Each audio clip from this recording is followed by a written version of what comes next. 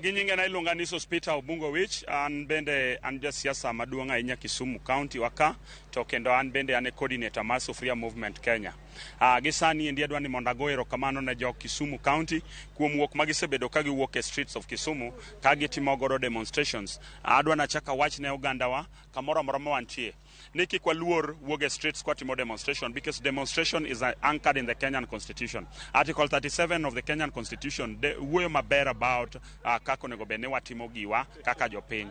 Adwana wach maber motegno ne wawacho ni wadwa nyiso Raila Odinga no obed motegno, to wadwa nyiso William Samoei Ruto ne wan kaka jo Kenya, kaka jo Kisumu, wan ne tok jakom kendo wa believe ni gima Raila no wacho ni wan kaka jopiny wadhi e barabara kendo wanyis ratichwa nikech wafil ni nitiere gik mane ok otimore maber. Omiyo an awacho ni dialogue en gima ber. Kata moma wacho ni oyiene oganda mondo mi owinjre giwinjre kanyakla to ginyalo pogore paro to gipogre kaka oganda. To but gima nyiso ni ok wanyal winjore gi sani en ni reducible minimum kata points moketo mbele kaka jopiny ka sirikal manie kom sani mane ok wamiyo thuolo mondo bedie loch kanyalo yie mondo rom kod Raila Odinga mane wagone ombulu tarik 9 dwe mar 8 to wawacho ni wanyalo bedo e position ma wanyalo yiere kaka oganda.